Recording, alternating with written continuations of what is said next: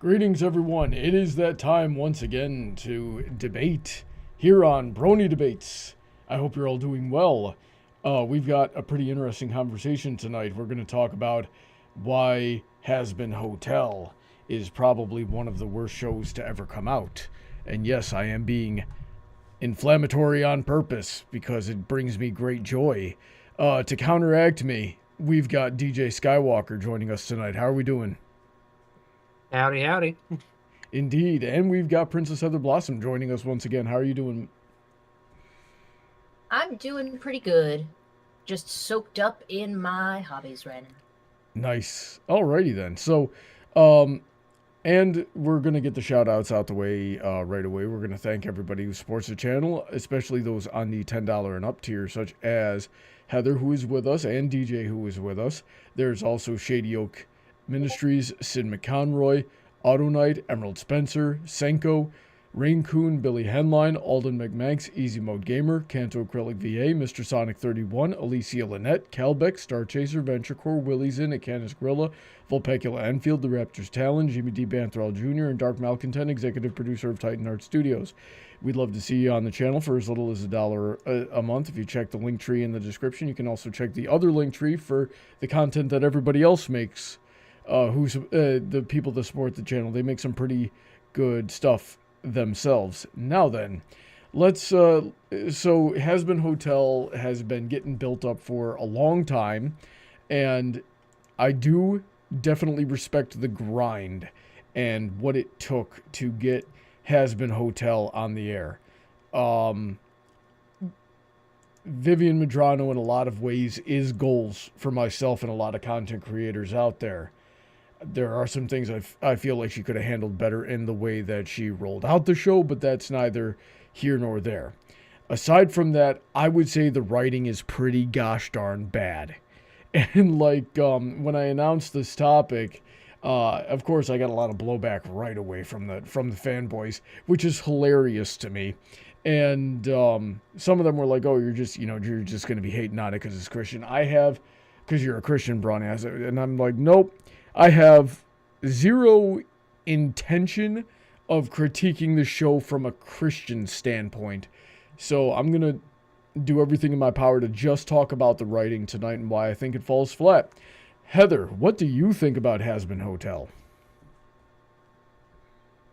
I think it's flawed, but a thoroughly enjoyable romp. If you like Broadway musical stuff, which this is a thing, I'll address a few things here.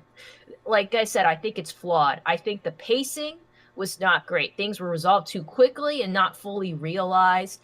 And it's going to be that like it's completely subjective. If you don't like Broadway musicals and singing and stuff like that, you're not going to like this show because bare minimum there's 2 songs per episode, and I don't think that's going to change anytime soon. They had to cram a lot in 8 episodes. So I understand most certainly if people do not like it. However, I still think it is objectively good from how far it came to the production value, the animation, the songs.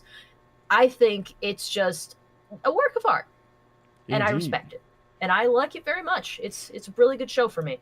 Oh, there was one little detail I forgot to bring up at the beginning of the stream, and I got to make a better habit of reminding people, is if you look at the description of this live stream, you will notice that there is a Discord link in the top of the description. That is a server you can just join by clicking it right away if you have Discord and a good microphone and a good internet connection. And when we get to audience participation section later on in the stream, you are welcome to come on and give your thoughts as well. We just need a hand up emoji in the server with a description of what you would like to, with a short summary of what you would like to say. At which point, if I think it could pull an interesting conversation, I will give you permission to join the call. Now then, sorry about that. DJ, what do you think about Hazbin? I think it has a lot of potential to be a great show, but so far it has not lived up to the expectation that have been built up from the pilot. And I think that's definitely going to hurt it as people start looking back on the show as it starts to age until we get to the next season. Okay, so here was my goal for tonight. We're all reasonable people, obviously, so we can meet in the middle of the road here. But is it fair to say that I set this up properly where we got one guy who really thinks it flopped harder than Brawny Buck trying to do a backflip? We got one guy who's kind of in the middle, and we got one girl who really likes the show. Is that about accurate? I think. All That's right. gonna boil it down. I'd say so. Okay, so here's the thing: is this show shot its own premise in the foot in the first couple of episodes. I think it was either the first episode or the second episode, where we're right as soon as Charlie has that meeting with Adam, where she tries to sing her song and ask them, hey, is it possible? And then they say no. And by the way, we're going to come and kill you even sooner now. So now there's really no point to try to get into heaven. And I swear to God, I'm not trying to plagiarize Manga Common here in his video. He had a video where he made a lot of similar points. I was thinking the same thing. So we're dealing with an extremely hypocritical heaven who is really, when you get down to it, no different from hell. They just don't fight each other as much up there. So why would they even want that? I feel like it could have been a lot better if they had taken all of their overlord characters, people that would, within hell, be against the very concept of something like the hotel, because it could very possibly undermine their own power in one way or another. And you could pull a full season out of each and every one of those characters individually. And then, and oh, by the way, this is going to have some huge spoilers if anybody, has not seen the whole show yet and cares. I totally would not blame you if I lose your viewership on tonight's stream for that. So, but yeah, I'm not gonna hold back on the spoilers here. The ending conflict, the battle on Extermination Day, where they're saying, hey, we're gonna wipe out all of hell and we're gonna start with your hotel. That is a series finale sort of conclusion. So it really looks like these writers just wanted to, and I don't know how many writers there are actually, I have not studied the credits, but whoever's writing these things just wanted to get to the big showdown, the big conclusion, without really earning it, without really setting it up, and while screwing over the motivations of the characters and why they would even want any of this in the first place. So it's just a mess. And nobody really had the time to have any sort of redemption. To balance myself out here, I will say that the musical numbers, while not my thing on a subjective level, completely subjective, I recognize those are well-made songs, and they serve their purpose, and they especially serve the purpose of helping the pacing along, because when you're dealing with, in this case, it would be short-form storytelling, and you've got 10,000 years of lore to cram into 8 20-minute episodes, then the best, and I've said this before on other videos on my channel, the best way you can close that time and make it go faster and handle your pacing challenges is with diegetic music.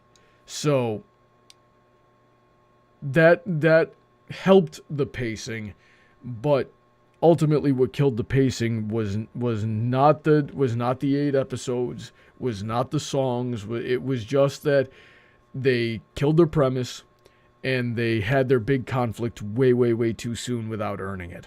So those are my major points. There's a bunch of other little things, especially nitpicks, that ended up being death by 1,000 cuts for me. But I have been rambling for about 3 minutes now, so I want to hear from somebody else. Heather, what do you think of what I've said? Well, I would say I don't want to say you're wrong on some regards, because with some of the flaws you've pointed out, all I can point to are meta excuses, like them only having 8 episodes, them not being like, of course season 2 got confirmed before season 1 came out, but I have to assume that she might, or like the creators in general, didn't know they'd get that. Like it was like an iffy thing, because freaking Hazbin Hotel was a gamble. It was going to be a gamble from the very beginning for whoever took it on. So I can only think that maybe they wanted to get in a little taste of everything as much as possible in this season, in the case that they got canceled.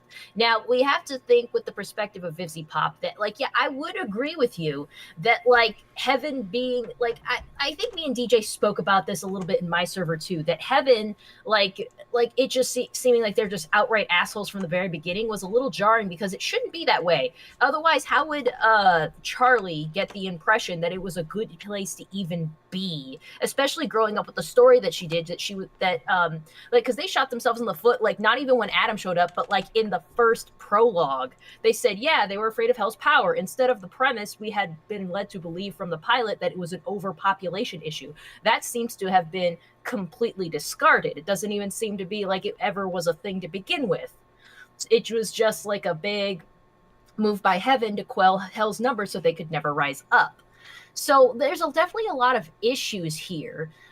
I think narratively, yeah, that's probably its weakest point. Its stronger points are more in the characters, the songs, the animation, and art style that are in it. And I guess that's why I'm mostly watching it. I've always felt like when it comes to shows like these, a simple plot probably works better, which is what they probably should have gone with, instead of jamming as much as they could into as little time as they have. Like eight episodes. 8 episodes. Like, I wonder if VivziePop, when she got greenlit for the series, was thrilled, and then they said, you get 8 episodes for season 1, and she was just like, oh, fuck. There's just so much different aspects she's jammed into this that definitely just need more time to flourish, and I'm hoping season 2 has at least twice as many episodes. Well, this season. a lot of what you're saying plays into what I was saying, that exactly that if you only have so many episodes, then what I would do in that situation is I would not, like I said, that the War with Heaven should have been a series finale after we've had 9 seasons, and it's been going in for 10 years and had a dedicated fan base with its own conventions. Right? So I was gonna say, if you'd let me finish, please. Yeah. I was going to say, there was never a plan for more seasons than 3, from what I understand. And like I said, that they probably didn't know if they were going to get the green light for season 2, so they put in as many aspects as possible. My thought is that you think you know the conclusion of the show already, or what it was supposed to be, but I have to remind you, none of us do. Like, the conflict with Heaven was probably only the beginning. We don't know what VivziePop has in mind for the finale of this series. Like, the War with Heaven, maybe she was trying to get the freaking... What did they even call the day again? The freaking... Extermination Day. Extermination Day. Maybe she wanted to get that aspect out of the way as soon as possible, because that was just one element to the story she's trying to tell. We don't know where she's going with this. So far, it's a bit rocky, but I have to assume how they got rid of it so quickly meant that it was supposed to be the end of the first chapter, so we can get on to the other pieces of the story. I can see what you're saying, but now they're all starting... I'm saying is we're not in their head, but if I could get to the positive aspects, it's always been a passion project. What I want to say is the biggest flaw in this show would be that the creator got over-ambitious with what she's been given and tried to just put in as much as possible, like I've been saying. But you just can't deny the quality of the talent that's been brought on board. The writing may not be the strongest, but the characterization is pretty dang good. The performances, the animation, that's really where it's at with this series. And I think those are the things that need to be done. Like, because the story can always be forgivable if the characters that are moving us through the story are captivating enough, and they most certainly are. Okay, so what I was saying earlier was that, if anything, that meta aspect of it plays more into what I was saying. Yeah, and I don't like it. And why I would have saved that conflict. So what I was trying to finish was, what I would have done in that situation was I would have really baited my huge ravenous, hyped up fan base that I've been building up for more than a decade. And I would have started, I would have started the conflict small, would have really dived into one aspect of some, one of the overlords or something like that. And then I would have left it off on a cliffhanger. Now, if Amazon Prime wants to cancel my show, they're gonna have to deal with all of that. And they're willing to deal with it because they're cheap and shitty. But I gotta say, yes, that's what you would do. But you're not in that industry. What you would do might not have been the best thing. I don't want to go off of this as of like, this is what I would have done in the situation, because I don't think. Like, we have a lot of experience enjoying the shows, but not exactly being behind the scenes of this. I hate that, like, the flaws of the show come down to meta excuses. I will take that L, that sucks. But I think the rest of it is too good to deny. Well, ultimately, a meta excuse is not really an excuse. If it's bad, if it comes out bad, it comes out bad, and the reasons behind that don't really make it better. But that's what we're arguing today, that in spite of it, I still say it's good. I think L that stuff sucks, but the other stuff is just too good to say the whole thing does. Well, that's one aspect of the conflict that I would have personally handled differently. That doesn't change that they still shot their whole premise in the foot right out the gate. That's not a meta reason, because that could have been handled in the writing room. I don't get that one. I'll give you that. I don't get why they did that. I don't understand. And maybe the vision changed. I'm not sure. Thank you for letting me win this debate so easily tonight. DJ, what do you think about all this? I just gave you 1 point. I gave you 1 point, and the rest of it is a pretty big gosh darn point, Heather. Nope, sorry. The music and characters are still too good. Shut up. You get 1 point, and that's the only point you get today. I get 10 because I'm always right. The music and characters were good in Avenue Q too. That doesn't make that a good play. I've been in a lot of really crappy plays with a lot of really good music, okay? DJ, what do you think? Well, as I stated at the start, it didn't live up to its potential for me. I'd say a lot of it does come down to it going above its premise from the start. It really should have started as a slice of life story rather than trying to tell this very strange mishmash of slice of life and building war story. It doesn't flow very well, and pretty much everyone agrees. The pacing of it is absolutely horrible. 8 episodes for a total of 6 months go by, and you never feel that time. And it usually doesn't even feel like anyone's even taking it seriously that they're running out of time until we get to like the last half of the show, when Lucifer comes into the picture. But I really do think it has a lot of potential to be a great story of redemption and learning to get past your flaws, or at least learning to correct the mistakes you've made previously. But I will give the show this. Angel Dust made some really good and even, almost believable progress in the 8 episodes that we had. And the I'll be honest, I'm gonna completely break through the spoilers here. Yeah. Angel should have been the one that died. I think there would have been another wave of 2020-esque riots if that happened. But okay, let me hear. Angel dies, he goes to heaven. Okay, so let me hear your reasoning behind why that would have been better. Well, he was the one that was getting the character development. I could say Sir Pinch has got a little bit of it. Now, here's one of those death by 1,000 cuts things I was mentioning earlier. What the heck was that romantic subplot between Sir Penchus and Cherry Bomb out of nowhere, no setup, no payoff, after they just got done trying to kill each other? That's been a crack ship since the pilot. I think the creator looked at that and be like, you know what, cool, I'll give him a crack ship. It was hilarious. This is why you don't let your fans write your show for you. We had a whole debate about that a while ago. He canonically has 2 dicks. Okay, then. That's just that's just disgusting, but okay. Yeah, so that you gotta write these things a little bit better. Like everything I'm saying, like when the meta excuses are one thing, but the writing cannot be excused, and that is yet another example. And I'm sure as we converse more tonight, I'm gonna remember more things that I was watching this going, what the frick were you thinking, writing like that? That's not how you write. I will give you Nifty, though. Nifty's a lot of fun. Nifty is the best thing that ever happened. What do you think about... Nifty is the best single character. She's not the one I'm the most interested in. I'm just saying, I don't regret my choice in cosplay. I picked the correct one. Yep. Alrighty then. So, what else? What else we got here? Because I'm just harping on the writing here.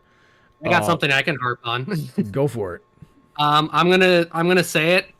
Most of the songs were not good. I recognize them as well-written songs, but they are not my cup of tea. I liked a two of them. Standpoint. Which two did you like? Do you just not like Broadway? I liked the Angel song from the first episode, and the courtroom song from episode, what was that, 6? Really? You didn't like this Respectless, and you didn't like freaking The Greatest Dad in Hell, and you didn't like Fight for Love? Not really. The Dad one was a fun one to watch, but as a song, as an actual song, they're not fun to listen to. The Dad one is saved by the animation and the characters being amazing, but as a song, it's not something I would listen to. Really? I listen to it all the time. Maybe this is just a taste thing. So here's why it's difficult for me is because I don't really... diegetic music doesn't really click with me the same. And it was the same thing with Friendship is Magic as well. Was, if I can't separate the song from the show, it doesn't resonate with me as well. And I know that is a completely me thing, so it gets hard for me to judge it. I did sort of like, what was it, Fight for Love, when that Overlord is sparring with Vaggie. That was all right. That lady got legs for days. That was an all right. I almost liked that song, but it didn't have anything to it. It felt like it was one verse that just got repeated, which it basically was, and that's not enough of a song for me. Flare R16 says, considering the lyrics of the song Poison, I can see why Angel Dust should have died. Yeah, they were kind of alluding to it, but maybe they're gonna do it like fucking next season or something. I don't know. Maybe they're saving it for later. Maybe the only way you can get into heaven is by dying again and being a good person before that. I don't know. I think there could have been a lot of story potential if Angel had been the one to die, because then you really have a strong reason for the V's to now be in the fight, because you took something away from that one guy. Can you go to heaven if your soul is bound to someone in hell, like the deal he has? Well, I can't really answer that because without commenting on Christian lore, which this obviously has little to nothing to do outside of original inspiration for the aesthetic. Yeah. Even the theming. Even the theming. It has nothing to do with it. If I started comparing the show to Christian lore, and it's outside of original inspiration for the aesthetics, and not even like if I even added theming to that, I'm gonna start going down that rabbit hole, and y'all don't want me to go down that rabbit hole because it's disrespectful. No one wants that. Right. Well, they handle it pretty disrespectfully, and I might touch on that a little bit while meeting my criteria. But yeah. So Heather, what do you think? I think a lot of things. The aspects I love about this show are too good for me to say the show is not good. I will grant it to you. It's a flawed show. I don't think it's a perfect show. Maybe it's not even the best show. It's the best show for me right now. I think Heather, all of this can be just like... Yeah. I was gonna say this can all be boiled down to for thee, but not for me. In your case, I just think too much is objectively done well, and it just freaking is a monumental piece because of where it came from. So to answer the question of how bad Hazbin Hotel is, a little bit, not a lot though. You see, I think you're forgetting that there is such thing as a guilty pleasure where, and I know that you don't really never feel guilty, though. Yeah, you don't really have the experience of having a guilty pleasure. I have no guilt. I have no shame. Guilty pleasure really just means that you recognize that something is bad, but you still enjoy it, and you can enjoy something that's bad. I just think it's like not perfect. That doesn't mean it's bad. It's still good if it's not perfect. Okay. Like. So you make can this have something be flawed and like it. Make this make sense for me, Heather. If everything that I'm saying is true, right, about the shortcomings and how, you know, by most people's definition, that would turn the show bad. So we have almost agreed that the show is bad. How are the things that I've said? I just agree that it has flaws, and you've pointed out some of them. I don't think they're as big, like, show-breaking flaws as you think there are. There's like degrees of bad. I think the screwing up the overpopulation premise wasn't so good, and the pacing wasn't very great. And also, I want to bring up this flaw that Sarcastic Chorus brought up, but also I agreed with at the time, because I was confused when we did the Fight for Love song. That because it was like, Vaggie, I see you're pissed and you're out for blood, and I'm like, she didn't look very, like, she always is kind of pissed. She didn't look more pissed than usual. I didn't realize it. Like, I feel like they should have shown like that she really wanted to get back at Adam or something, and Carmilla saw that as just like, yeah, you gotta fight for what you love, not just because you're really pissed off, moron. Like, they should have done that more. So like I say, but I don't think that breaks it though.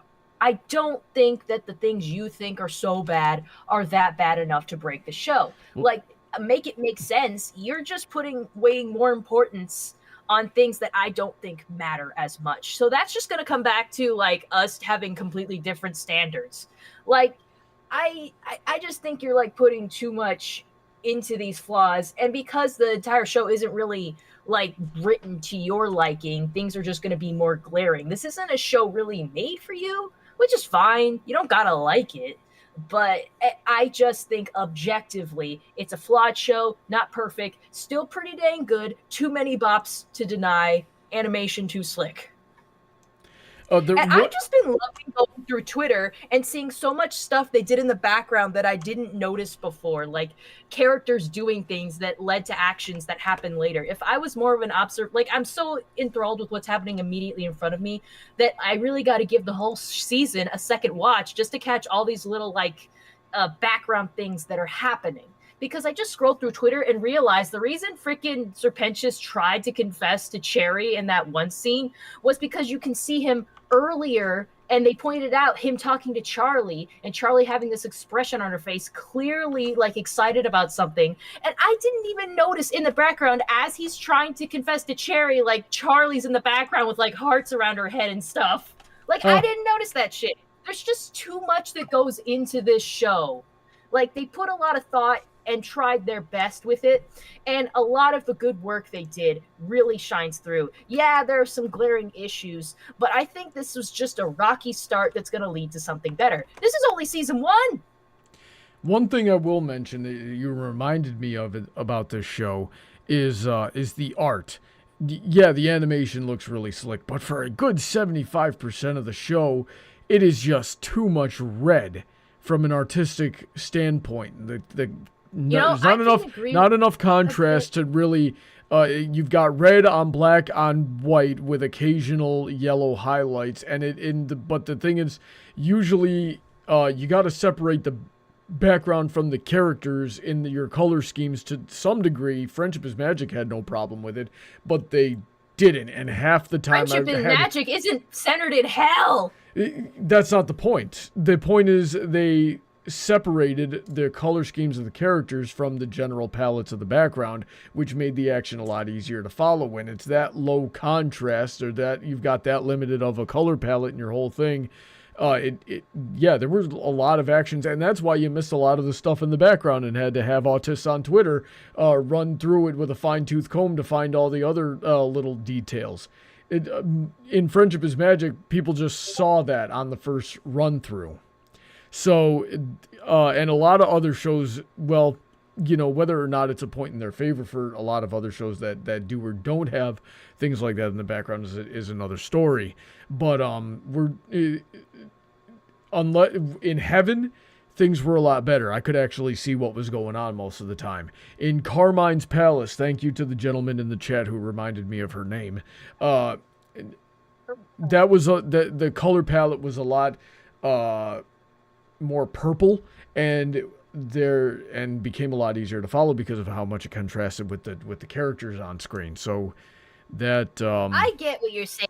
You know, it doesn't bother me as much. Maybe it caused the problems you thought. I think I was just too like not super honed in and looking for stuff. That is why I didn't notice background details, because the background is meant to kind of like, you know, fade into the background. It's not supposed to grab your attention initially. But I can see your issue there. I think it's a little more on the subjective side, and I think Hazbin Hotel is kind of sticking to its universe's rules a little strictly in that regard, because I'm thinking about Hell of a Boss, where like the rings of hell are all color-coded. Pentagram City takes place in the Pride Ring, which is defined by red, and the Greed Ring is defined by green. Gluttony is defined by yellow. They're really keeping to their color coding system here. They definitely need more opportunities to go to like more interior locations that can have different colors, because the Hazbin Hotel itself is mostly red and brown, so there's a problem right there. But you know, yeah, Carmilla's mansion was a different color, so I think they just need an opportunity to go to different places, because a lot of this season either took place at the hotel in it, or just in like random places in hell that are just going to be red because that's just their theme, yo. We got to remember that we're in hell. I think if they started going to more places, that would actually take away from the premise even more, and then they would end up with the Friendship is Magic problem, where they went to so many places but never really expanded on them initially. I think if we start taking away focus from the hotel, we're gonna lose the premise of the show even more than we already have. I'm not saying like a crazy amount, but like kind of have it as the focal point as we go to different places. It can be like the cutie map. We have to go to this part of Pentagram City. We gotta go to this part of Pentagram City. Here we go. They did sort of do that with the cannibals at the end of it. Oh yeah, Cannibal Town. You'd think they could have called that Cannibal Colony just to keep alliteration going. I like alliteration, damn it. Mm-hmm. DJ, haven't heard from you in a little bit. Do you have any thoughts? Feelings? Give me 1 sec. Concern? Suggest? Stop playing Pal World and get in my debate, gosh darn it. Are you playing Pal World right now? He probably is. I'll bet he's got that on the other monitor me. right now. I still have the game running. Spoiler alert, people, if you want to see me play Pal World at 10 o'clock, tune into my channel. A gajillion in the Sorry, chat saying, by the way, the stream is working a lot better than last week. Yeah, I called Spectrum last week after the horrible streams that Heather and I both had at this house, and I was like, hey, what's going on? And they said there's nothing going on. There's something on your end. Well, that was a freaking lie. They were lying. I found out they were lying. I'm not happy about it, but it's a literal monopoly. There's nothing I can do. Anyway, DJ, your thoughts? I can't say it's a bad show. I think where it is it's mediocre. It had a lot of hype build up. There's a lot of people excited for it. Got people on Heather's side who are going to see the show. They've loved it for so long. The bad stuff is not going to bother them. That's fine. Objectively, I would say this show is about a 5, maybe a 6 out of 10. I don't think there's enough bad about it that says it's on the level of 0 like a Velma. DJ, it's nowhere near that bad. That is a fail. DJ, 5 or 6 out of 10 is a failing grade. Only in America, though. In most places, that's not failing. America is the only place in the world that's actually valid. What are we going by? Education system. What are we? Yeah, I admit the American education sucks, but we're Americans. Let's not go using American grading system. No. We're Americans, and therefore we're the best. Okay, it's that simple. We can fix our education system. What are we gonna base it on? Freaking Europe? Europe's not even real. I don't think their countries are small. It's not a terrible show. It's enjoyable. But it's not on the it's so bad it's good. I'm not going that route. I don't think I hyped it up to the I feel like you guys are putting it like I hyped this show so up that it just can't fail. No, I wasn't lumping that all into one description, Heather. I was saying that's part of other things. No, but let me you're on the side of you see the flaws, but you still enjoy it. Yeah, and it's not ruining it for you. Yeah, I can eat a cookie that has burnt edges and still be like, I like cookie. Good cookie. But I think I feel like a lot of people go in with just the bar so high. I'm not saying don't expect shit. I'm just saying, I don't know, I feel like people are just expecting so much. And I guess with this, I could understand why. But I just went in and I don't look at this and be like, oh yes, this will be the media that changes me. This should be everything. I just went in and be like, oh man, I heard there was going to be songs. I love songs. This is going to be fun. And it was. I will say it took a while for me to warm up. The first couple of episodes, I was like, oh, cool. It was when freaking the Lucifer episode came around where I was just like, oh yeah, this is my shit right here. Other than that, Nifty was just carrying the whole thing. Love her too much. And I think that's a big issue, honestly, is because that's part of the pacing issue, but also for the fact is once we hit episode 5, other than episode 1, 2 through 4 stop being important. You could just skim 2 through 4 and not miss much. And that's a problem. I don't know. What should have happened is I think you should have taken parts of those 3 episodes, merged them into one, and created 2 other episodes that build on the story they were working on. God, that seems like it would be a lot, though. That hasn't stopped them before with some of this stuff, though, because episode 2 felt like it was way too short. Yeah, that's why you gotta tease the fan base over the course of the season, like I was talking about. So that you reminded me of another. I feel like some stuff I feel like I was glad they didn't keep that going for a while. Serpentius being a double agent. I didn't want that to be a multi-episode thing. I wanted that out of the way.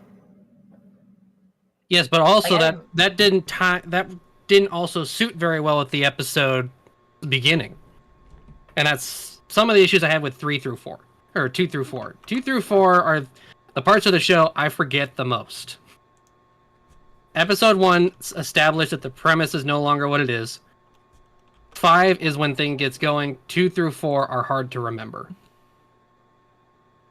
And I think you're not wrong. I'm trying to think about it right now, and I'm like, I remember poison happening. Yeah, 2 through 4 is pretty much where Angel had most of his arc. Yeah, so 2, the most thing I remember from them is the beginning with Vox and Alistair. From episode 3, the most I remember is the middle, where it's the talks between the overlords, and 4, the most thing I remember about that one is the ending. So I feel like if you could merge those into one cohesive second episode, you would have had 2 more to expand more on where things are going, rather than trying to have your cake and eat it too. So because this was initially billed as something that should have been a slice of life. And they kind of dropped the ball on that. I don't think that's going to make this a bad show. I think it is going to age it with time. And it's going to determine how the second season plays out, is how the first season is going to be looked on going forward. Because I think until season 2 comes out, this is going to age, where more and more people, I think, are going to fall more where I am at, where it's okay. I see what you're saying. I just feel like it was a little rocky start, but season 1, will lead into season 2. And God, they just gotta give it more episodes. That's all you gotta do. Give them more episodes so they can spread the shit out and really give things time to marinate. Not their problem was they were just trying to cram so much. Which I think they need to recognize that for season 2, where a lot of the best writers can do something with 8 episodes, but you have to focus on that and make sure everything you're doing is important for those 8 episodes. And I don't think they went into the first season with that idea. They just had too many ideas and ran with it, and we're just like, just throw everything at the wall. We have to get it all out now. Yeah, and they need to learn from that, because that has definitely hurt this show for many people. So yeah, I think a lot of people have acknowledged that, so I'm sure it won't go unaddressed. So I saw it in the chat earlier, and I don't know if it's true. Maybe one of you know about it, that this was originally slated for 18 episodes, and then they had to cut back 10 of them. Do we know if that's true? Oh, no, I haven't even heard that, but that's true. God, what a dick move. That's probably why, because they probably had other things written out. I feel like that would have been brought up more if it was. There's a big if hanging over that. If true. I feel like they wouldn't be able to tell us if it's true or not, because that'd be like shit talking. There's another meta critique that we could have that you know is made this show bad. If that is the case, then you really should not have wasted probably millions of dollars on the top end voice talent if it meant you needed to cut back the budget on getting 10 gosh darn episodes where you could have actually flushed out your premise a little bit better and had proper pacing and all these other critiques that we're making. I feel like the voice acting, like, you know, star-studded cast probably would have been something that the the higher-ups company would have been angling for. It's like, nah, we don't want these nobodies. We want actors and singers in this that people know. I so could we not think spend money care will do. less. Actually, we do have something behind that. Okay. Black Gryphon, who was the singing voice for Alistair in the pilot, actually, when he posted his video, he actually did some answers in the comments. They were well aware that they were going to be replaced for the series because Viv wanted a Broadway cast. Yeah, you see, you didn't need... This was a creative choice. Okay, so if that was not an industry forcing its hand thing, okay, now we're going to get more into you know what I would have done personally, right? Is I would have kept my people, and this is something that I've talked about this on your show, Heather, on your streams. I would have never replaced the people. I would have saved that money and used it to make my show better or longer. There was no... most people, I think, don't care about... Actually, I might have to correct myself, but let me finish my thought first. I certainly don't care that about who is voicing anything. All I care about is how good are they at doing the voice, delivering the lines believably, conveying the character, interpreting the script, right? That is, and if it's Keith David, or if it's, you know, whoever was the original voice of Husk, or if it's Black Gryphon, or if it's whoever we got to voice Alistair this time, there does not need to be a name. And I think I see what you're saying, yeah. And they wasted a lot of money doing that, and the result would have been exactly the same. They could have had me voicing Husk, and it would have been exactly the same as Keith David. Like, aside from, and I had to correct myself. Like Keith David.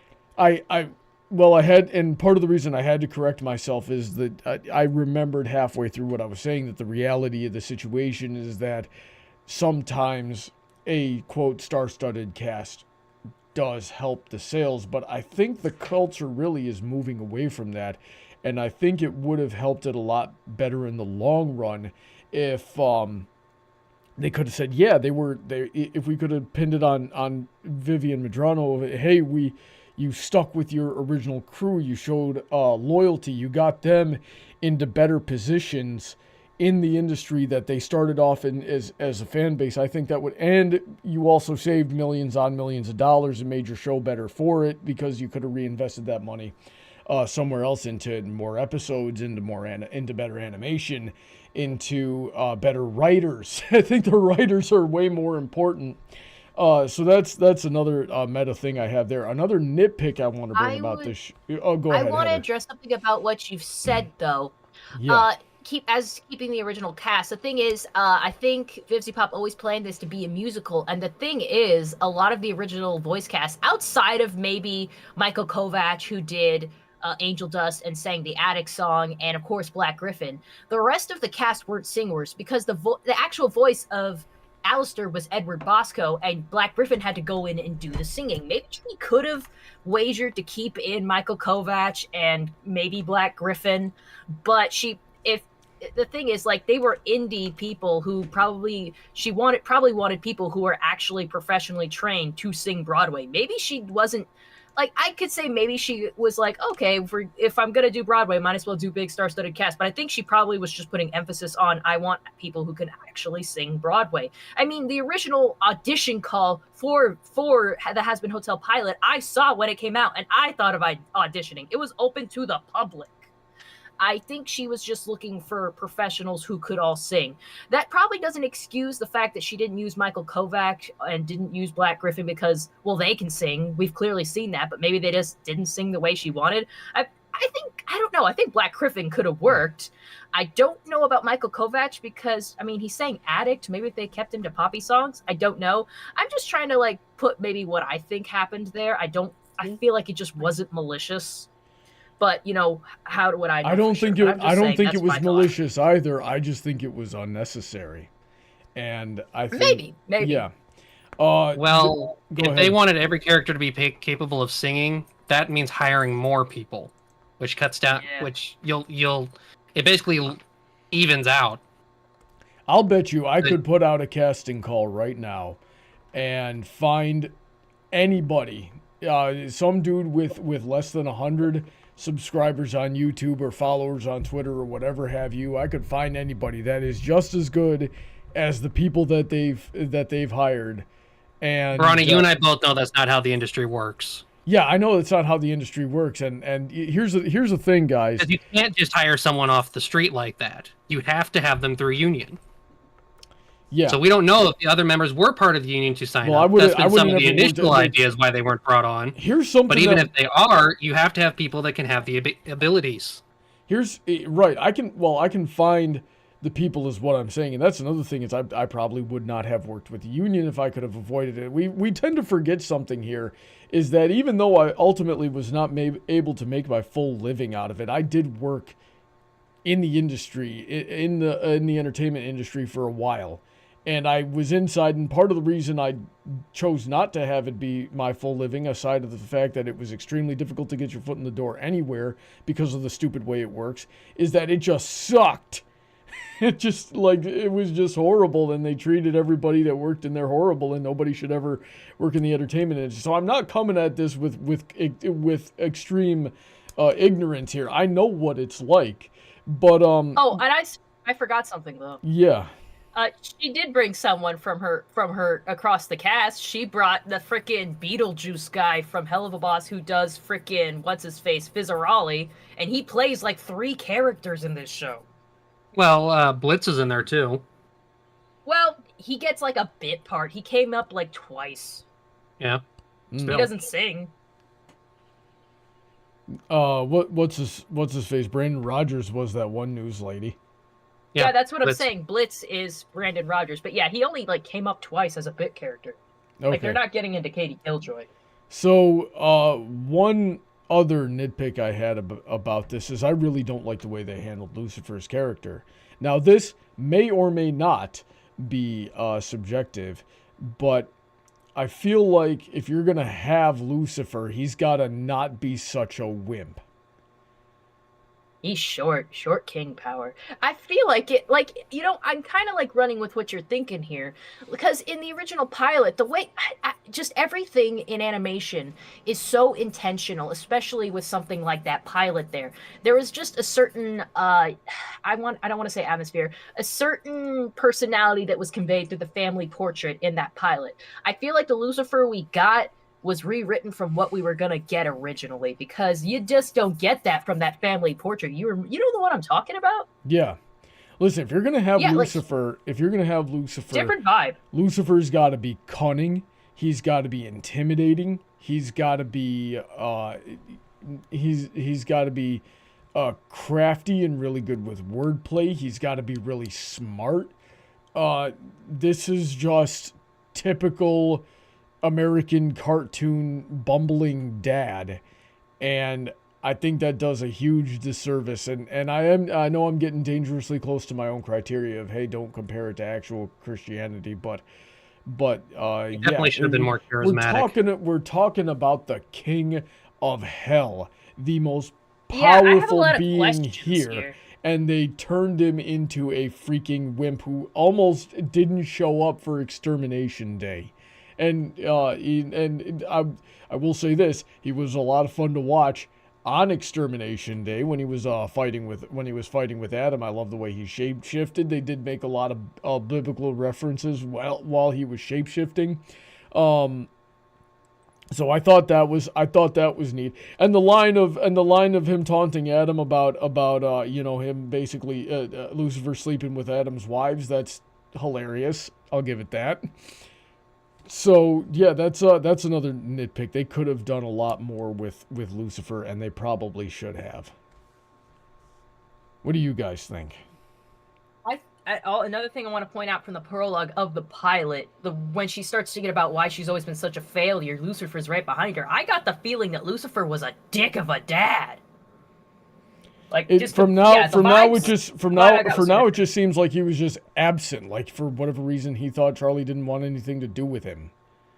Yeah, there was another thing about the writing. They were like, "Oh God, it's going to be so awkward to call him. What do I do?" Right, and then nothing came of it.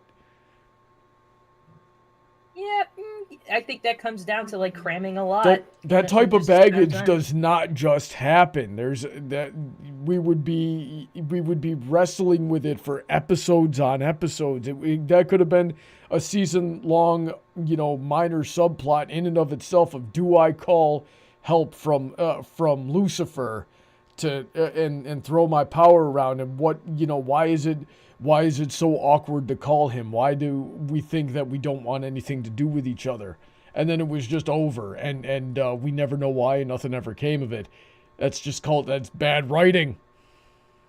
Maybe, that could be a plot point that, like, Lilith made Charlie think that was the case, and made Lucifer think that Charlie never wanted to speak to him. That could be it, but, like, that's just hoping that they kind of thought of that beforehand. Hard to say. Mm-hmm. So they say that she has daddy issues, but, like, from what? What about mommy issues, though? I have no idea. They really didn't live up to that daddy issues thing. Well, who doesn't have daddy issues?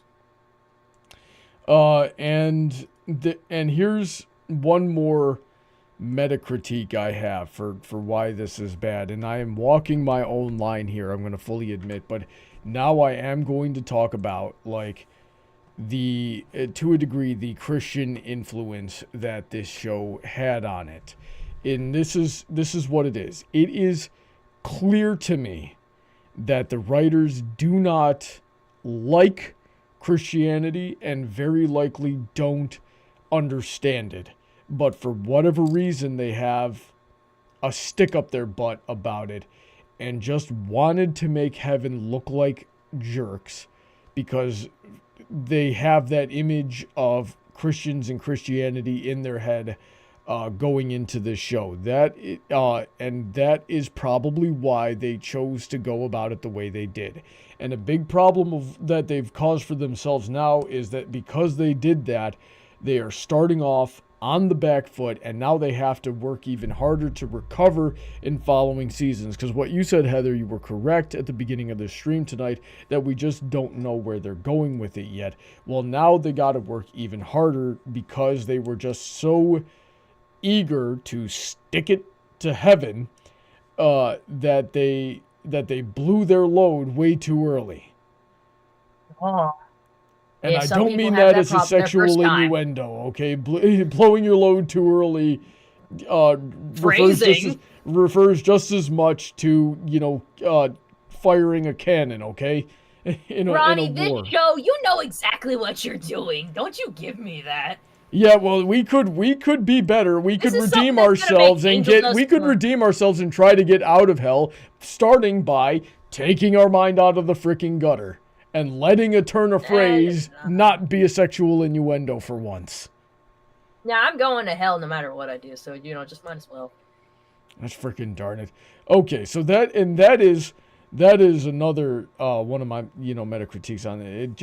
It was blatantly obvious to me from having grown up debating people who don't like Christianity that this was coming from a place of I don't like Christianity, and you know, therefore I'm going to make the Christian representation as hypocritical, mean-spirited, toxic as possible.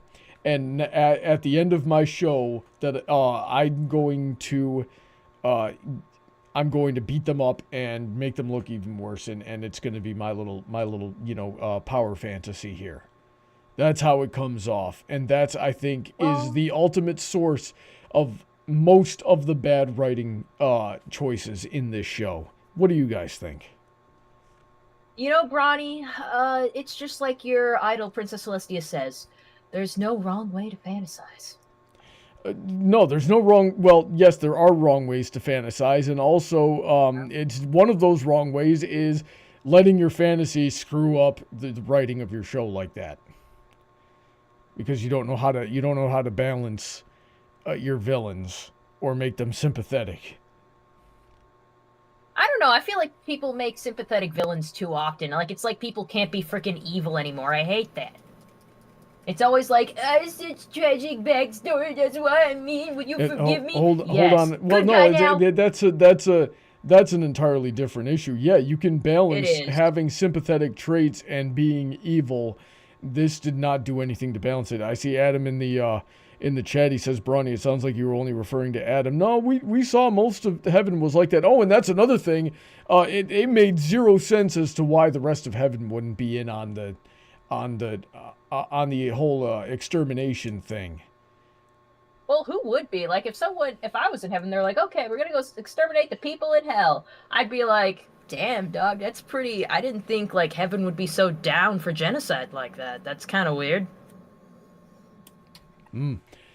Alrighty then. So that is where I ultimately believe that all of the flaws in the show are coming from, is because they are starting with this premise and this attitude towards Christianity and the themes that they're pulling from. So what do you guys think about that? I will say they started too big.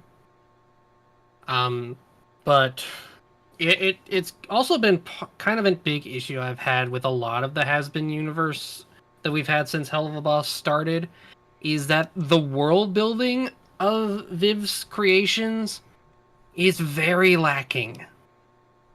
It seems to just go with whatever is done in that singular episode, which I think that's just a creative flaw for this entire universe, is they try to explain things without things properly being explained. Maybe it's because I do, like, the big deep dive videos about, like, let's get into this stuff that we've seen in the background that helps imply what this world is like, and that's why it's not an issue with me, because I'm like, oh, I don't understand this. I want to go watch people on the internet try to explain it to me. Yeah, but that also just lies more into theory crafting rather than anything that's definitive. Yeah, I know that, and, like, that's what I'm saying. I'm not saying you're wrong, but I'm just saying, like, I guess they just want to, like, us to, like, you know, interpret things. Which is not the best way to tell a story. And like I said, it is another factor of not being able to live up to the potential, because they could do some very fascinating ways of explaining this. With hell and magic and these demons and overlords, there's a lot of amazing ways they could be doing proper exposition, like Mimsy giving Alistair's story in episode 5. That was great. We should have more of that. So there's always these little bits of seeds spotted everywhere through the show where if you build on this, it could make this show amazing, but you keep letting it lay there and you're not harvesting the crops you're growing. I feel like, because what Mimsy gave us was really just a rehash from the pilot, which I get why you do it, because maybe not everyone who's watching watched the pilot, so who knows. But I feel like if the show tried to explain too much, especially in the span of episodes we got, it'd be just too much exposition, and we got a bit too much of that in the first episode to begin with. I don't like them trying to like I get why you'd want things to be explained to you, but I don't want to like sit there and have them explain like, I don't know, the hell hierarchy or something. I'll think about that later. I want to go see the characters I like go do the things that they do. Yeah, but if you don't have that balance, it falls flat for a lot of people. You could just do a quick throwaway line for how Hell's hierarchy works. Like, we barely know what these overlords are. We know there's a title of overlord. They have lots of souls, but when we know Husk used to be one, but like, what does that mean? So far, it's a meaningless word that just, okay, so they have power, but like, what does that mean for Hell? How does Hell work? I feel like it's demonstrated well enough in Show Not Tell. We can see that they're very much like heads of industries, Carmilla being a head of weapons. And from what we saw of when Husk lost his soul, it looked like he was the dealer, so we can imply that he was the head of like a casino industry. And that used to be his thing, but he lost it all. Maybe it's just because like I can read in between the lines a little bit more. I feel like it just doesn't need to be done. That feels like too much exposition. I think I can weigh in on that. And then there's not showing and not telling. It doesn't feel like they're showing anything. Well, I think I could weigh in on that for Hazbin Hotel and just with what we've seen, because I had no problem understanding what an overlord was.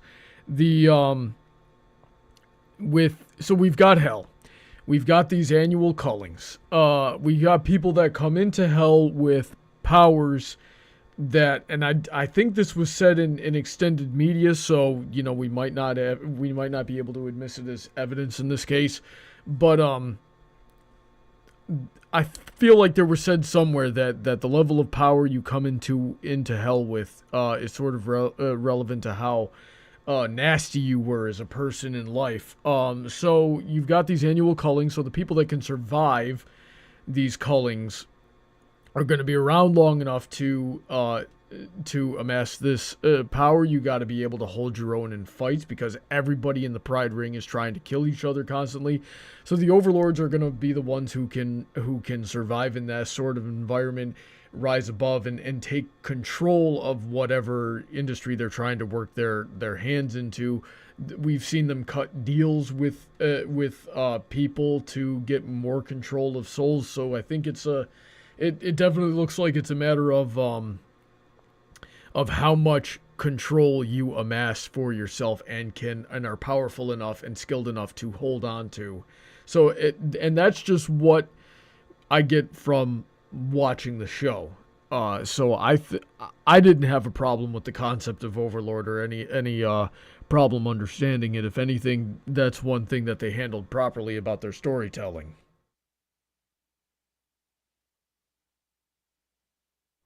Any thoughts there? I think you encompassed that really well. Like, that's how I understand it. Like, I look at the show and I just kind of get it. You and I have had a lot of practice figuring out that kind of thing by watching Friendship is Magic, where they very rarely actually understood anything, and we just sort of had to let the writers tell it with subtlety and world building and be able to recognize that and analyze it. So yeah. I don't know why, but this kind of reminds me of like when people were like, if Twilight's castle is located in Ponyville and she's the princess there, what's the point of Mayor? And I'm like, are you stupid? Freaking Twilight isn't running the town, the mayor does.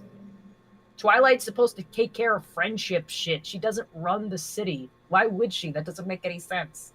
But like, yeah, it's just like, I don't know, maybe we're a little better at just reading between the lines and understanding, like, because, like, the freaking overlords remind me of crime lords, like Batman villains and shit. I just kind of get it because the setting just lends itself to it. DJ, what do you think about all that? I don't know. I can see where you're coming from, but, like, I don't know, a lot of it feels nebulous to me. I don't know, maybe it's the fact, I don't know, a lot of this... And it might be, because as we've seen, these writers aren't great.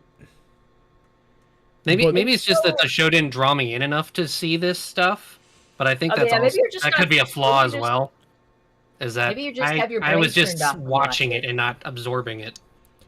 One thing That could be a that's problem in of itself. one thing that's meta for us, Heather, is we might have missed some details because we were watching it on our projector, which is not. Isn't great. Yeah, it's not. And It's also not watching it horrible, with but friends- that thing is not properly focused because it's a very cheap projector. Yeah, and also we're watching with friends, which is a little distracting, and just kind of like yelling about stuff together. Like you, me, and our friend, who I also got into the show. I convinced 3 friends that this show is awesome, and they're all into it now, which should tell you a lot about the show. But we're all sitting there like, oh look, it's him doing this, and they're like quoting freaking Hazbin Hotel lines in the house. So, like, you can't convince me it's not a good show if I convinced, like, 3 of our friends who knew nothing about it prior that they like it. I have freaking Spencer now trying to share old Hazbin Hotel memes with me. I had Shady Oak Ministries sending me Has-Been memes for, like, the last week, and... Really? He likes it? He actually does not. That's what I was about to say. I reached That's out to him confusing. to come on the show tonight. I said, hey, I'm assuming you've seen Has-Been. What do you think of it? And he goes, no, I have not watched Has-Been. I just know that Heather watches Has-Been, so you got to show her these memes. I said, okay, I got that. He's like, haven't shown me memes. he goes, I'll show you the memes later. He goes, would you like me to watch it? I said, I wouldn't bother. I don't think you're going to like it. I don't think it's that good. So, I don't know. Maybe you can talk to him about it. Maybe you can convince him to watch it. I'm not gonna make him, and if I wasn't going to recommend it. I don't think he. he'd like it. And he's, I think he's just as much of a prude as I am, if not probably even more, but he's a pastor. So he's sort of in a position where he has to help a lot of people with a lot of these things. So imagine getting off of work and then watching a show about your job. Oh God, I don't want to show him poison. Like, I was surprised that our friend Chuckly Fun was into it. Like, I was surprised he liked it enough. Yeah, that is surprising because that is like he won't watch animes that are way tamer than Hazbin Hotel because he's worried about fan service and suggestive themes and suggestive scenes and things like that. And this was not suggestive. This was bordering on explicit a good chunk of the time. He was in the room when the poison sequence came on, which was a little more graphic than Addict, and I was like thinking of it while he was like sitting behind me, like, oh shit, I hope he's okay with this. I didn't expect it. Yeah. Like, I'm sure it wasn't his favorite part. Indeed. So those are all my major critiques, and I'm sure, as we talk off stream more and more, I'm gonna think of other stuff that I really should have been writing this stuff down because I knew I wanted to have this debate and talk about it tonight. Does anybody else have anything they want to bring up, or should I go into audience participation? And we have got a lot of audience participation tonight. Nothing. Yeah, I think audience participation is good. Alrighty Yeah, I think then. it's time to move on to them. By the way, I am so glad that I had such a clickbaity title on Twitter because I'm seeing a lot of new faces in the chat tonight, and I'm very happy about that. So hopefully you enjoyed the show, and hopefully we'll see you in the future on other debates. Now then, for those of you who don't know, and this is your first time tuning into a Brony Debates, once we've said everything there is to say, we get into audience participation. So I hope these guys too have been reading the chat throughout the night and picking out the interesting comments and questions. And now we're going to go through and we're going to address them. Also keep in mind, if you would like to come on the call with us, if you have a good mic and a good internet connection and a Discord account, you can click the top link in the description, which will take you to the call-in server. Put in a raise hand emoji with a summary of what you would like to say, and we will, and if I like it, I'll give you permission to come on to the call, and we'd love to hear from you. Until then, let's talk about what Flare R16, who I have never seen in my chat before. Welcome, Flare. I hope you're enjoying the show. Says, I do like the animation music and how, in a way, represents the way I saw the religion because I left for a reason.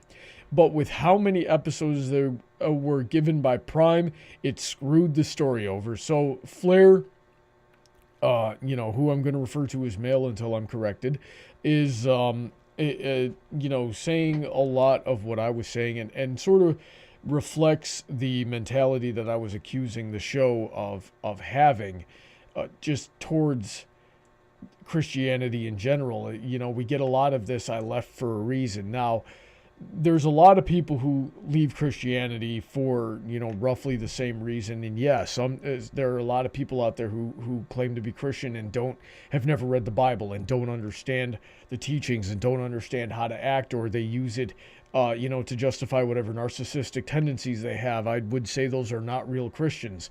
There are also a lot of people that left Christianity because they, you know, had their vices that they didn't want to give up, and so it's easier for a person to justify just leaving the religion entirely instead of taking any kind of credibility. I have no idea which one Flair is. That is between him and God. That is not for me. And you know, I would love to hear the story of what happened. I, you know, love learning about these types of things and expanding my own worldview. So yeah, I feel like that reflects a lot of what I was seeing in the show, that it was written by somebody like Flair. And I can recognize that because I have talked with a lot of people with Flair, with similar experiences to Flair, and I've gotten, you know, both sides of that spectrum of why people leave Christianity or don't like Christianity as how they understand it. Would any of you like to add on to that? Spite can be a very powerful benefit, and also a very harmful curse. Many things can bring great joy out of being done from spite, but sometimes if it's only for spite, you just go down garbage. Spite has its place. I have made a lot of my own personal improvements out of spite for myself, right? Like that's where spite has its place. I hate myself, and I use that self-loathing to better myself, and hopefully one day I can become a person that I respect. I'm a long way off from that. So, but that's where you can use spite, not towards other people, really. Mangle Muffet Queen 812 is another name I haven't seen in my chat before. Welcome, Mangle. I hope you're enjoying yourself. Mangle Muffet Queen 812 says, "Greetings, I am Mangle Muffet Queen 812. I love your channel and your videos on MLP." Well, thank you very much. That means a lot to me. I love the name. Can I say that? I love the name. Mangle Muffet Queen 812. Mangle Muffet Queen. I love the alliteration you did. It's like a pimp named Slickback. You gotta say the whole thing. It is one word, other than the queen. Mangle. You should have done Mangle Muffet Master. You'd be the triple M. It's like Mangle Muffet Queen 18, right? Like two separate words there. Anyway, we love your name. Let's see here. And I'm glad you like my videos. Thank you very much. It means a lot to me. Harriman says, Avenue Q is hilarious and you can't change that, Brawny. It's not high art or trauma, though. I think Avenue Q is pretty dang trashy. If you find it hilarious, I'm glad. I found it hilarious once upon a time, too. And then I turned 18. And you sort of grew out of that sort of... I've never seen it in full. You're not missing much. At least I don't think you are. You know, the internet is for porn. Good meme song. That's really the one that that's really the only song that's had any cultural relevance outside of itself. My understanding is that Adult Swim does Sesame Street. Am I wrong? That was definitely the premise and inspiration of the show. Yeah. Okay. Alright. That name is bad. It's just, I don't know. That's my understanding of it. Mm-hmm. Let me see here. Oh, there's just give me 1 second. I see a couple more things in the chat here that I wanna copy and save for when we get to them, and I'm just gonna do that real quick before I move on. This was a lot easier when I had someone doing it for me. Real quick, guys, if you love Hazbin Hotel and like Nifty from Hazbin Hotel like I do, go to my YouTube channel and watch my shorts where I cosplay as Nifty. I just uploaded one. That was actually the next thing I was gonna say is Gojillion says nice cosplay videos on Nifty, by the way, Heather. Thank you. Did you like the one with the cats today? Oh geez. Mangle Muffet says, Brawny, have you seen the pilot and the song Addict? Yes, I have. I actually thought the pilot... Of course he has. He lives with me. I actually thought the pilot was way better than the rest of the show. Like, I actually had hope for the show off of the pilot. I will say the pilot is snappier than the show with the comedy. I think they lost a lot of that transitioning over. Because like we never had a moment like from the pilot where like Angel says, "I'll suck your dick," and you just have Alistair go, "No," and the timing on it is just it's hard perfect. to strike freaking lightning twice. That was perfect. It's hard to do that again. You need the moment. You could have had it be snappier. I feel like part of the pacing issue just in the single episodes needs to have some needs to be snappier and have some better timing. Get a snaps. Okay. Alrighty then. Savage Bear says, Mimsy served no purpose other than to give Alistair backstory and build his character. Well, then Mimsy served a purpose. I love Mimsy. You stop. She's my vibe. She really is. This is an egomaniac who comes in out of nowhere for no reason and ruins everyone's day. If you've known me for long enough, you just like, I don't care what you're doing in the room. It's like, hey, it's me. Fuck what you're doing. Fuck whatever this is. Honestly, she needs to come back for one episode next season. We do need her back. I need the just vibe. One episode though. Don't make her a recurring character. Just one more time. Just one per season. Just like a unicorn. I don't know where Savage Bear is saying that Mimsy served no purpose though. That was hilarious to me. Savage Bear comes on and goes, "Mimsy served no purpose except for the purpose that she served." Maybe think about the things we're typing as we type them. That is a valuable life skill. Trent says, I forgot to mention that I am wearing a gray buck to the face shirt. Link in description. Yes, it's in the link tree. Buy my shirts. Shameless plug-in. I have zero shame. I'm broke. I want to make more money. I want to edit videos full time. Buy my freaking shirts. Sub to the Patreon. Holy frick, I'm a horrible person. Shirts, please? Can I design shirts, please? Listen, if you got something, if you make a design and you show it to me and I like it, yes, I would love. Let's get Brony that has been Sona designed by Heather. Oh, sure, sweet God Almighty, no. I'll make you an angel if you want. If you think you're worthy of heaven, that is. Oh. Right and he now, still doesn't have his wings. Right now, I am not worthy of heaven. Okay. I don't it's okay. think. There's tons of people there that don't deserve in fact, canonically, nobody is worthy of heaven. That's kind of the whole point. Doug's film and But TV. when everyone is worthy of heaven, no one is. Doug's film. I'm not going to turn this into a Bible study yet. Doug's film and TV says, question for all three of you: what are some TV shows that started out good and then went bad? For me, it's DC Legends of Tomorrow. Shoot, what shows started out good and went bad? You see, most shows Steven Universe. I really liked Steven Universe, and it didn't. Well, I like Steven Universe Future, but that was greatly flawed. I won't defend that one. I can't really think of any shows that started good and went bad off the top of my head. Maybe I've forgotten them. Justice. Most Young Justice certainly. Well, no, I wouldn't even say Young Justice is bad. It's got stuff I disagree with in there, but I wouldn't say it's bad. Season 3? I did see season 3, and like I said, stuff I disagree with, wouldn't call it bad yet.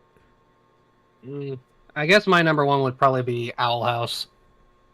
I didn't like where it went to. I haven't seen Owl House. You see, most shows that I've seen are just bad, and then the good shows started off good. So if it starts off bad, it tends to stay bad, and if it starts off good, it tends to stay good. The Simpsons, I guess. The Simpsons is widely agreed upon for having started good and then went really bad. I mean, if you want to go that far, you got SpongeBob and Family Guy. Of Steven SpongeBob Universe. was never good. Family Guy was never Max good. Steel also. Max Steel was what? Actually, Max Steel was overall mediocre, but then it got worse, and I got really upset. They took away all the stuff I liked. But yeah, the Max Steel and fucking Steven Universe. Some would say Voltron Legendary Defender. But, you know, I think, like, the ending wasn't as good as it could have been, but it wasn't terrible. I liked Voltron. Why does Max Steel sound familiar? It was on Netflix. That's the dude that's, like, fused to the robot and has to fight, like, elemental monsters and a dude named Toxon with a dead goldfish for a pet. Yeah, and then there was Vengon, my husbando. Oh, that's why I saw the live-action movie. Ah, fuck that thing. I saw that in theaters. I thought it was fine. Hold on, hold on just a second, Mangle Muffet. We will get to Lilith. Gosh darn it! I have seen you all night asking about Lilith. We will get to Lilith. She does say, "What about Bob's Burgers?" Though, or he does. I liked it. Never watched it. Heather likes Bob's Burgers a lot. I can't stand it. I haven't finished, like, it's not done yet, it's still ongoing, but, like, I've watched a few seasons, and I come in here and there, like, I'm not following it, really, but I like it most of the time. It's funny. I'm just not a fan of the art style, so I got nothing to say on it. I get it. Yeah, I get it. It's not that great.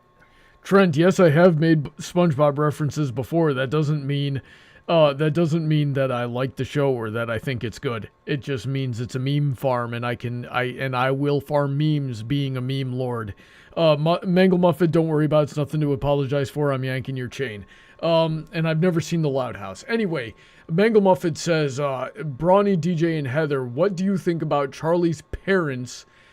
And do you think they're good parents, or who you think are good parents? So what do we think about Charlie's parents? I think they're both horrible. They're literally Satan. They're not great. I mean, freaking Lucifer probably just got too carried away with work and shit and wasn't the most attentive. We don't even know what Lilith's deal was. We don't know how she was with Charlie. We don't know what's going on there. There's just nothing we could say about it. We don't even know what Lucifer's deal with, and he's actually had screen time. He had, like, an episode and a half. Right. I will say I like Lucifer as a character. I think he's actually kind of pretty interesting, especially since I think what they're trying to lean for is that he's always been kind of distant because he's been depressed ever since he was banished to hell, because clearly he hates being there. Lilith, I honestly want them to continue building her up as the big villain of the show. Maybe that's just my own personal bias that I hate the idea that they're using Lilith in the first place, since that is some of the weirdest mythology. Totally evil. What was that? Please don't make these huge mommy milkers totally evil. Please don't be a lesbian on my show. Why not? They did it in Resident Evil.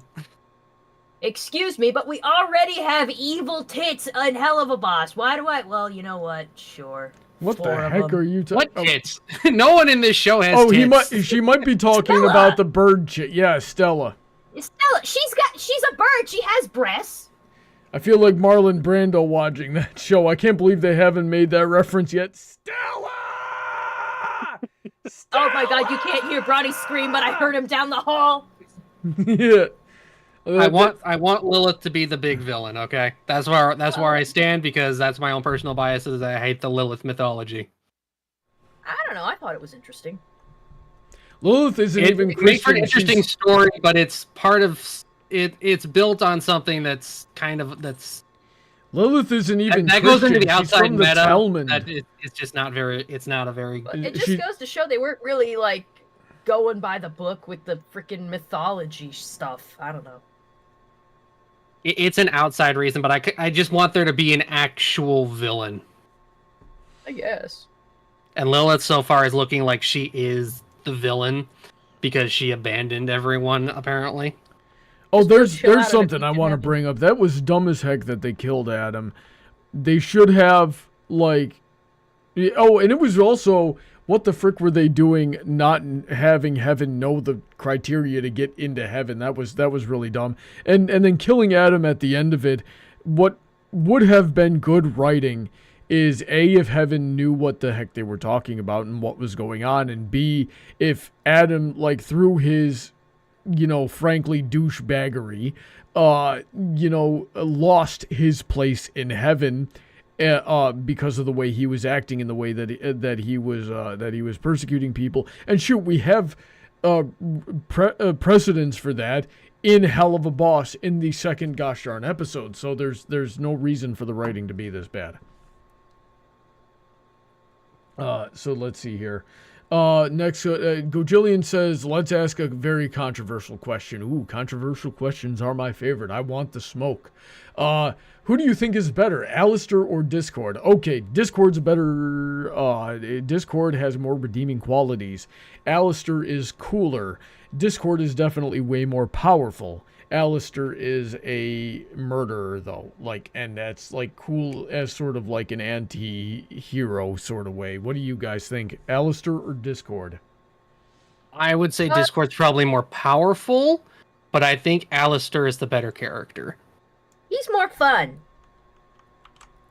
Discord definitely has a lot more annoying moments, like, dude, why are you here? And yeah, he's more of a goof, where Alistair is the thing about Alistair is I try my best not to make him my guy, because, I always have a guy when I'm in these shows, and I'm trying my best not to be my guy because he's everyone's guy. And also, I watch him, and I just feel it, man, he's fun to watch, but if I had to be in the same room with this guy, he would piss me off all the time. Whenever he's fucking with somebody, man, he would so do that to me.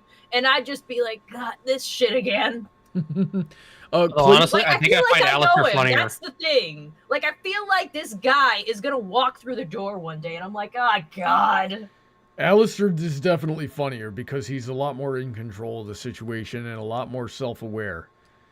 Honestly, the ace in the whole line had me laughing off. That had everybody Oh my God, laughing. yeah, I choked up. And his his reaction to it, what now? What now? What now?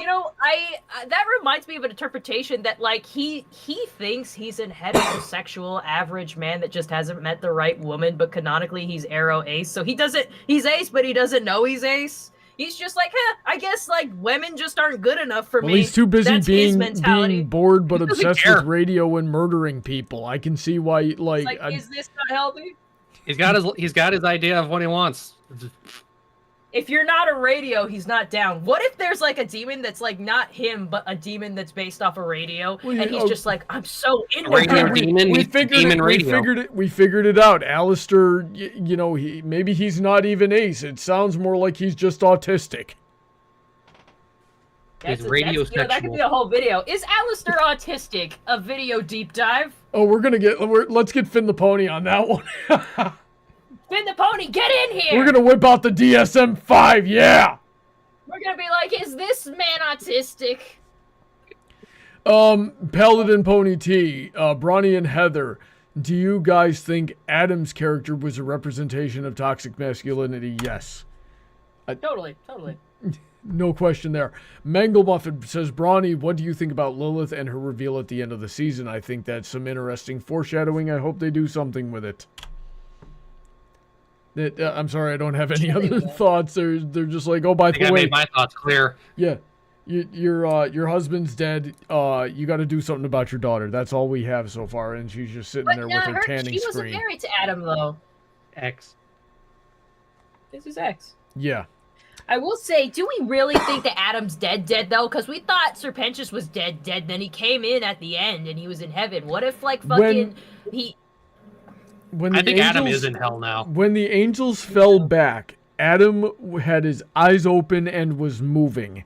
That's kind of hard of a thing to be an animation error. So I thought he was alive, and then the exorcist went up to Lilith and said, Adam's dead. I'm like, okay, confusing. I'm getting mixed signals here. Maybe she's lying. Maybe. It's funny. It's like, what if we're all saying, he could be alive, sees a man die in front of us? He could probably be fine. He'll get better. I mean, shows have done crazier things, including literally that, so you never know, really. You don't know until we're well past it. Let's see here. Adam's Zilk, I think. I've been trying to pronounce that name for years. Says he had a couple of good ones. He says, I think people have built up way too much personal ideas due to the 4-year waiting period, full of fan comics, fanfics, and theories. And so let's address that one first. What do we think? I definitely agree with that, because I was saying it for the longest time and meant to, like, write something about it to make it to a video, but my stance was like, man, Hazbin Hotel is going to get so much criticism because, like, it's never going to be what people imagined it to be, because they've had too much time to think about it and route out every possibility. It was never going to be what everyone hyped it up to be. And then he says, Lucifer being a dick seemed like it would have been made to contrast Charlie's optimism and kind-heartedness. I don't want Lilith to be completely evil, which is what it seems to be, because then it's just going to be Stolas and Stella version 2. Okay, so yeah, that would have been a good contrast, but whatever conflict there was resolved in literally like 2 minutes. If there was no conflict at all. I don't know. What do you guys think about what Adam is saying? I don't think it's going to be an exact thing with what's happened with Stolas. I think it's going to be more of a fell out of love story. That's where I think it's going to go. Rather, where those two hated each other from the get-go. They never liked each other. Man, I really am interested in the story, though, because it sounds hyper romantic. Like, the first woman and first man are basically made for each other, but they just can't with each other. Like, one guy wants to be in charge and she's like, nah, I'm my own woman, I'm out. And then she's off on her own being the only woman, but then an angel comes, and it just sounds super romantic. Like, I'd read a book about something like that, so I really want to see it, more of it, because that's just my jam, man. Oh, let's see here. Half Random and Crazy Production says, My Little Brawny, violence is magic, and I have no idea what he's referring to.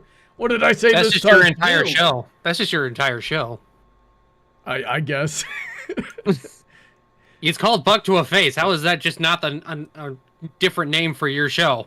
Let's see here. Brawny, Gojillion says, Brawny, I think that when you're critiquing it from a Christian perspective, I feel that you are much more level-headed and mature than some Christian reactionists would be out there.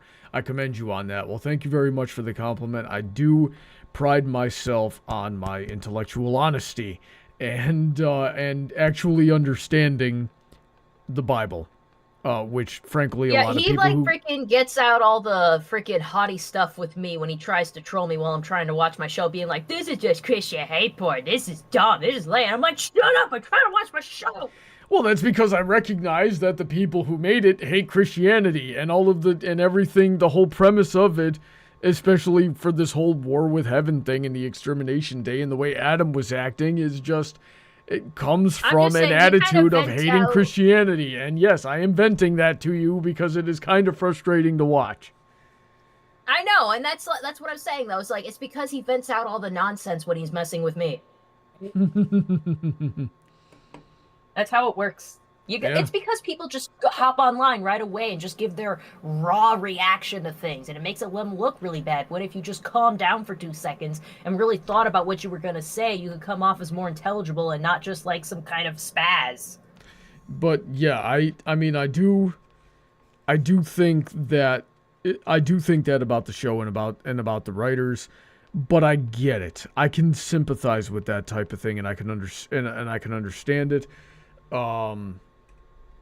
So, yeah, I'm not going to be, and I can recognize the show for what it is, even outside of a Christian perspective, even outside of just looking at it as a writer. That's what I've tried my best to do tonight, is tackle this show from the perspective of another writer and the perspective of somebody who's worked in film and television before, and not, as a Christian. Because if I was to go with it, like, that's the mistake a lot of those reactionaries make, is that they take this thing that is, just loosely inspired by the themes of the Bible, and think that that means that it's supposed to be Christian themed or supposed to be based on the Bible. I wouldn't even say it's based on the Bible. It's just, here's the writer with her attitude towards Christianity, and this is the story that was born from her head as a result of that attitude. That's it. I have no idea what Vivian actually thinks about Christianity. If I was to make a bet, that is the bet that I would make. I would love to sit down with Vivian Medrano and actually pick her brain on what she does know. I'm sure she had to do a lot of research in order to get some of the inspirations that she had. So she probably does know her stuff to a bit. I have no idea, and it's not my place to judge. I would be interested in knowing what she knows and comparing it to what I know. That was a long rant there. Mountain Lion 99 is another name I have not seen in my chat before, so welcome. I hope you're enjoying the show. It says, this is more out of the show issue, but the problem I have with VivziePop is her and her fans' inability to take criticisms, and I love that you pointed this out, Mountain Lion. Would you guys... I actually agree. I actually agree, and I have first-hand experience with it. If you'll allow me. Yeah, you know what? I want to take you guys on a Twitter adventure, but let's talk about your experiences first. Well, because I experienced it firsthand. I'm sure DJ might. I'm not sure how he's into it, but I definitely experienced this more than Brawny because I'm more in the fandom. I make videos about Hazbin Hotel and Hell of a Boss. You got one coming out hopefully soon here, so everybody should go make sure you're subscribed. It needs to be edited. Yeah, subscribe to me. I'm going to talk more about Hell of a Boss. And her cosplay videos. I'm looking at and my cosplay videos because I cosplay Nifty.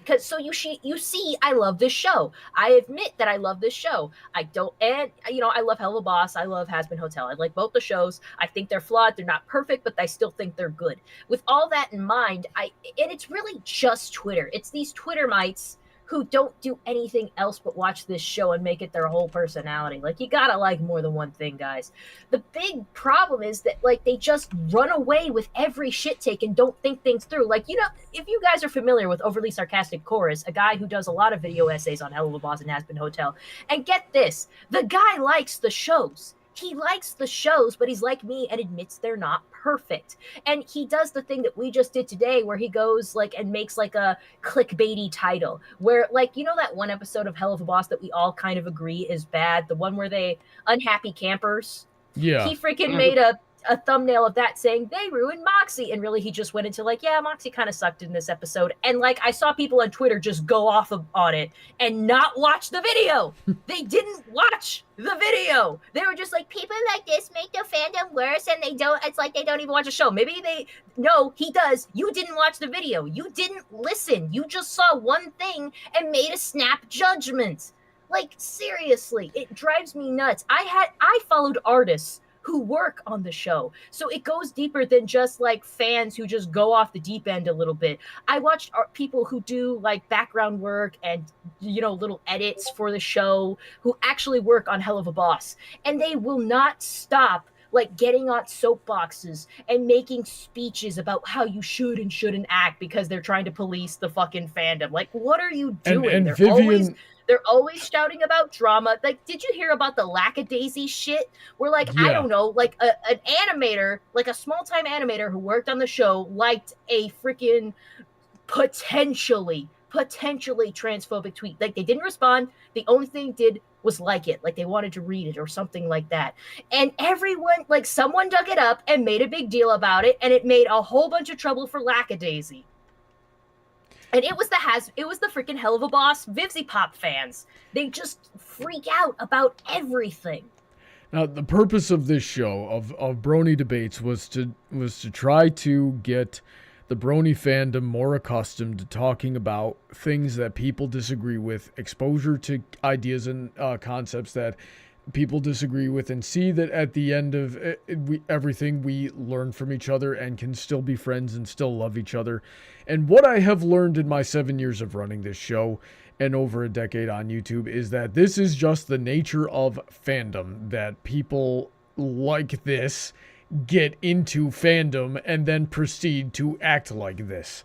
And so now I've got an even bigger problem I gotta find a way to tackle, and I will probably die trying to save it.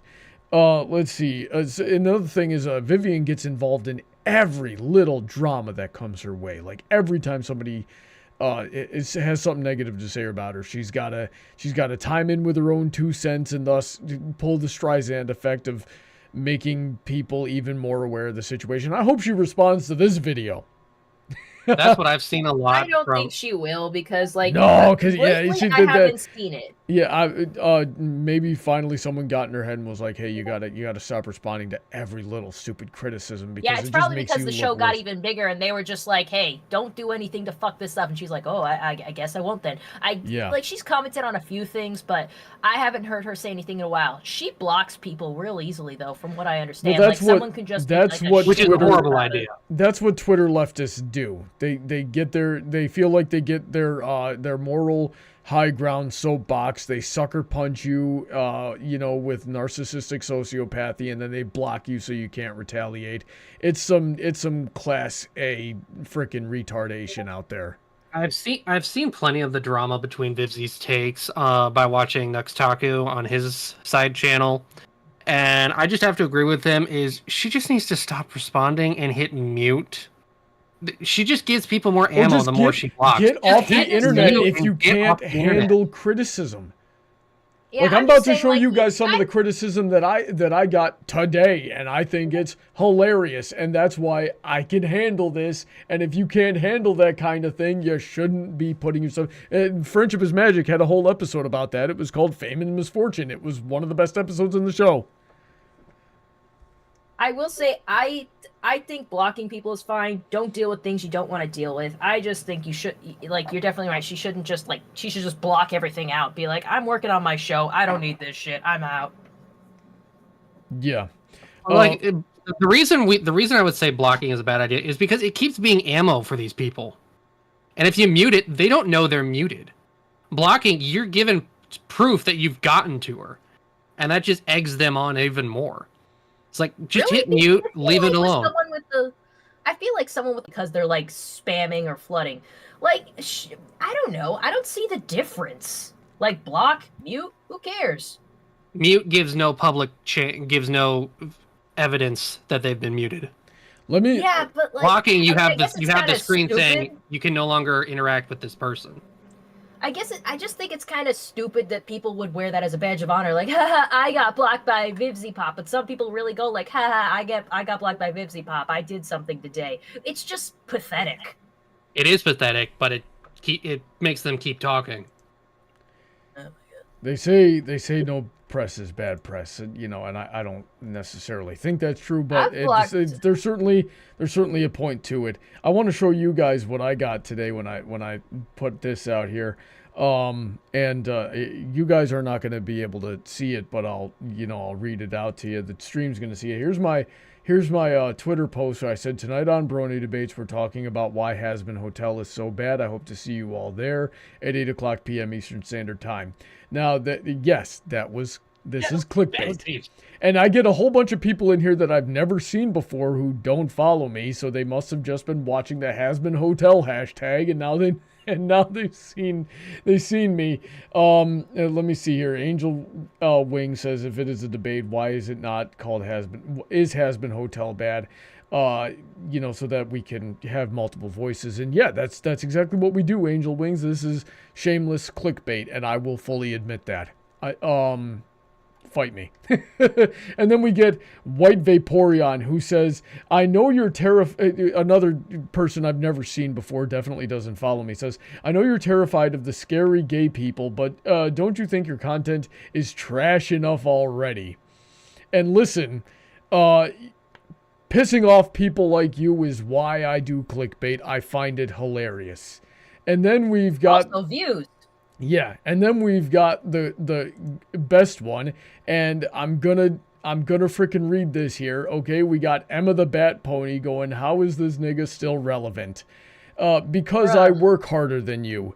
Because I've been in the fandom longer than you. Because I've done more for the fandom than you. That's how. I don't know who you are. I've never seen you before. And hey, you know something? I actually looked through your Twitter, you and I have more in common than you think, but you would have never known that because you've never tried to talk to me, right? There's a good number of people out there who have never talked to me, who have never watched any of my videos, who have never heard me say anything even in context, and they hate my guts because of something they think I said.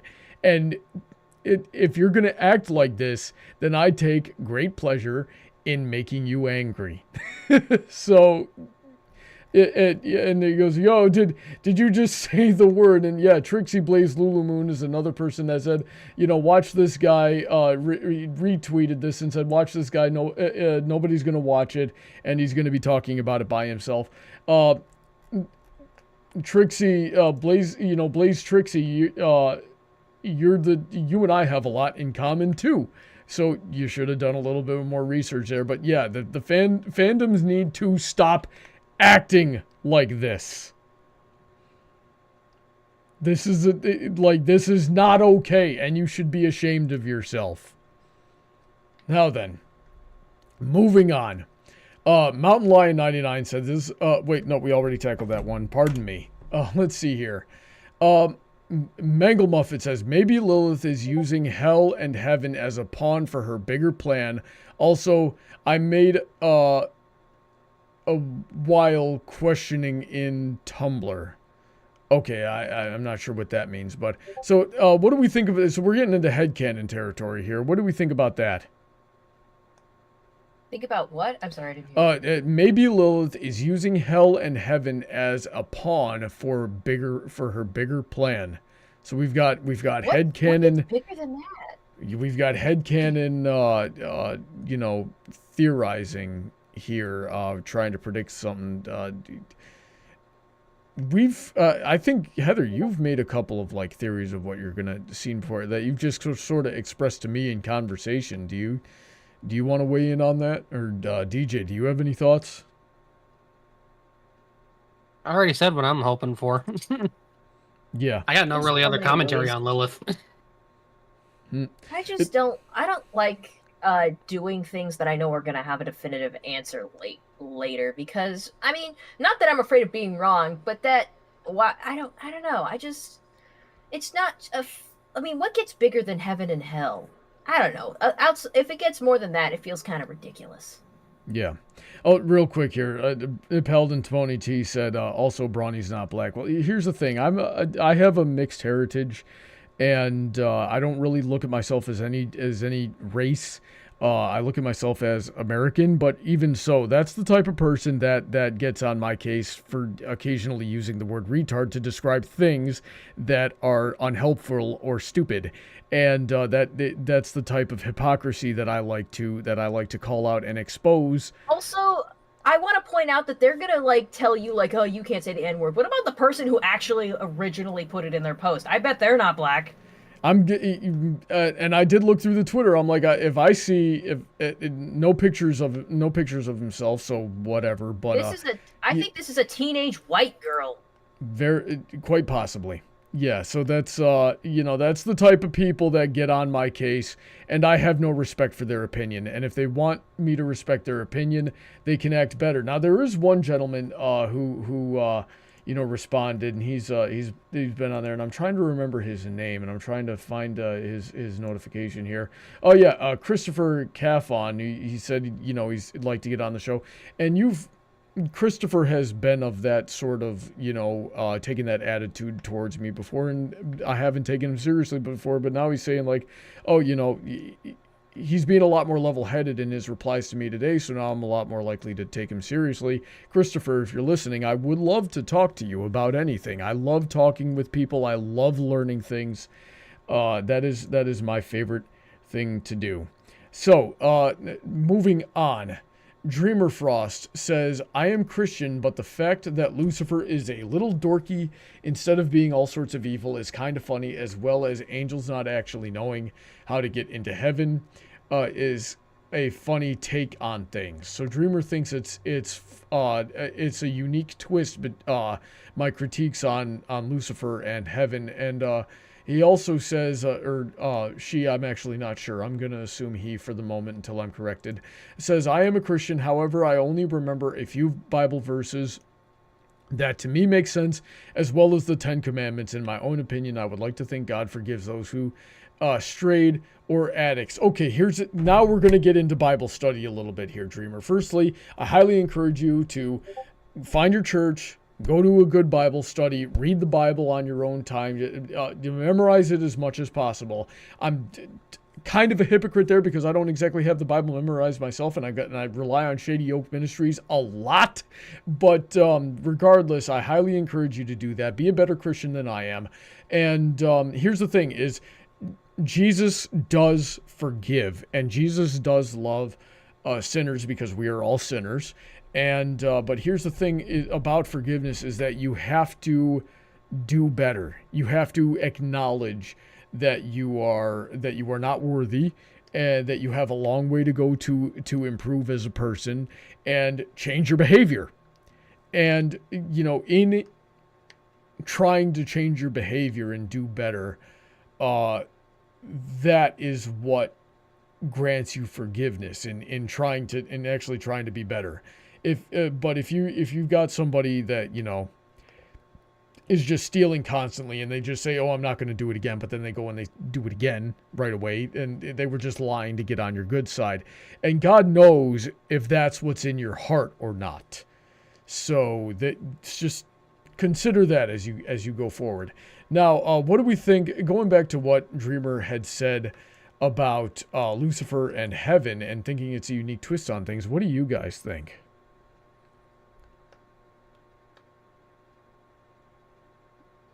The crickets. I don't know. I'm not gonna freaking start brainstorming right now because I've still got a lot to process. I gotta watch these episodes again because I'm there's a theory here somewhere, but I'm spending too much time going yeah, sound. Mountain Lion says, I love how VivziePop stands think not liking VivziePop stuff equals being homophobic. Yeah, but that's what happens when you attract that kind of fandom. Is that's the type of fans that you get.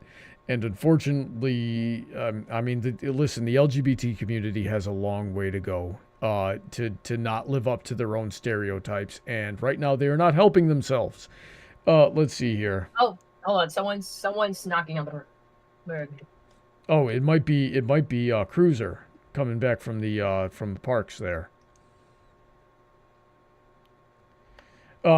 Rusty Herald, he says, Brawny, I wouldn't compare yourself to people who praises a miscarriage because of political differences like Emma the Bat Pony. Holy frick, I did not know that. What a horrible person. Rusty said, I missed it. What I missed? Rusty said, Brawny, I wouldn't compare yourself to someone who praises a miscarriage because of a political difference like Emma the Bat Pony, the person that called me a nigger. Oh, gross. Yeah. Yeah, what a horrible person. Shame. Let's see here. Brawny, do you watch Wendigo? No, I don't, but I've heard he's good. Maybe I will. Let's see here. What else Heather doesn't really have it. One more from Dreamer Frost here. Question for Brawny and friends. Do you think when Husk told Alistair he wasn't the only one on a leash, he was referring to Alistair selling his soul to Lilith in order to gain control over the Pride Ring, which was another... I've certainly heard that sort of fan. You and our friends were betting that idea around the other night while we were watching that show. It's definitely a thought. I'm starting to think it's not, though. Maybe that's too obvious. Maybe that's too obvious at this point. Maybe it's too well written. But then again, then Vaggie was something we all theorized about for a long time, being an angel, and that turned out to be true. So, anything could happen at this point. Honestly, I think Alistair's involved with Lilith some way, but I'm starting to think she's not the one in control of his deal. I think there's someone else at play here. Maybe. So let's see here. Oh yeah, that's right. Dreamer is a female. I should have remembered that actually. Mangle Muffet says Heather and DJ. Oh my god, stuttered badly there. Heather and DJ, if you were in Hazbin Hotel, what animal or demon would you be? And what powers would you have? So Heather, I know you have a Hazbin Hotel Sona. Hold up, I saw that comment, and I saw in parentheses they gave us a rule. They said not too OP, and I'm like, how dare you give me a fucking rule? Lucky enough for you, I made my OC a regular sinner. I like to say that my demon OC, who is in my Hell of a Boss videos, I use her as an avatar. She's like a sparrow demon. Though I'm thinking of redoing the design because originally I have her in like white and gold tracksuits and kind of just little outfits like that. But that's looking too angelic. I've had people ask me like, "Oh, is your OC a fallen angel?" I'm like, "Oh no, that's not what I was going for." And I don't want to make that the thing because I don't really like that. I don't like it. I like her being a sparrow demon. That's why she has wings. Maybe I could have given her a beak to be more apparent about that, but I didn't like beaks. I gave her tail feathers, so maybe it would be a little more clear. But yeah, I'm thinking of just redoing her outfit, so maybe it'll be more obtuse. Canonically, in my canon, she died like in the late 80s, so maybe I'll try to put more 80s type clothes on her with a different color palette. Yeah. But yeah, she's a sparrow demon, kind of a typical sinner. If you want to hear more about her, I suggest you come to some of my streams because that's when I really start talking about my OC lore. But yeah, I just won't get too deep into it now. I've been feeling like posting more pictures of her, maybe drawing comics. So if there's support for that, I certainly would love to share. Yeah, everybody go follow Heather here. And that was, let me see here. Trent says on topic, Brawny. I don't get to do mine. Oh, I'm sorry, DJ. Yeah, tell us about your Hazbin Sona, DJ. We got 5 minutes here. I think it would probably lean more into maybe like a Hellhound based design, kind of maybe more werewolf inspired. And I guess for powers, I think I would try to aim for shapeshifting. I'd like to be that little weirdo that fucks around in hell, and not in the literal way. No fucking, no real fucking. But yeah, my OC is a club owner, and she's totally awesome. But still just regular. My Hazbin OC is probably just some random brick in a building because I died a long time ago and then got exterminated in the by an exorcist or something. That's probably me. Let's see here. Trent says on topic, Brawny, but I've heard somewhere that Satan isn't the ruler of hell. He's being punished. I don't know which denomination of Christianity that would be. As I understand it, the Bible does not actually say that Satan is in hell or was banished to hell. It says he wanders the planet like he wanders the earth like a tiger looking for prey. And yeah, tempting people away from God. Let's see here. And then one more. We're gonna do one more here. A question for Heather from Mountain Lion 99. Do you think Hazbin does a better job at balancing focus between the male and female characters than Helava? Well, the fact that the main character is female gives you a bit of a clue there. I will say they don't let them do a lot of cool stuff. Like you saw in the final battle, like Vaggie and Charlie spent most of their time getting their ass kicked still. Like, Charlie, like, I understand why Charlie can't fight, or, like, she just doesn't know how to fight because it doesn't really seem her thing, but the moment it looks like she might have a moment, she gets, like, punched in the face immediately, and then Lucifer comes and saves her ass, so, I don't know. Could be doing better. I think, honestly, Hazbin has the cooler male characters, because the ones in Helava really kind of suck. Hazbin has... Hell of a Boss has strikers, so they just win hands down and automatically. Hazbin has Husk.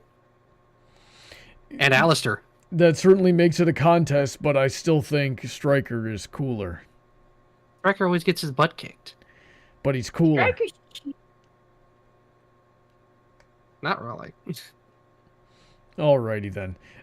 Mangle Muffin says, Brawny, I see you as a half demon, half angel with the power to slay people that are mean.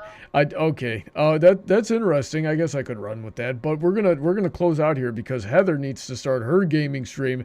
We're gonna be playing Pal World. I'm gonna be there too. DJ, are you gonna be there? I might drop in later. I got a podcast to do. I might need a minute because I'm still trying to figure out my OBS. It's being weird, but let's get out of here. We got yeah. This went on a lot longer than expected, but thank you to everybody who tuned in, especially for the first time. I love reading your chats and hope to see you in the chat more often. Thanks to everybody who supports the channel, especially the $10 and up tier. If you'd like to be on the show, we'd love to have you. Check the link trees in the description for the link for the content of the people who support the channel, as well as how you can support the channel and what you get in return. Thanks everybody on the $10 and up tier, such as Princess Heather Blossom, who's with us, DJ Skywalker, who's with us. We also got Shady Sid, Autoknight, Emerald, Senko, Rein-Kun, Billy, Alden, Easy Mode, Kanto, Mr. Sonic, Alicia, Calbeck, StarChaser, VentureCorp, Willyzin, Icanus, Vulpecula, The Raptors Talon, Jimmy D, Banthrall Jr., and Dark Malcontent, Executive Producer of Titan Art Studios. Stay safe. God bless you. Stay out of hell. Go to confessional, read your Bible, gosh darn it, and hopefully, do trust falls, and hopefully Hazbin Hotel will actually get good at some point in time in our lives. Have a wonderful night. I learned things are not that bad. Stay safe, God bless, have a wonderful night. See you on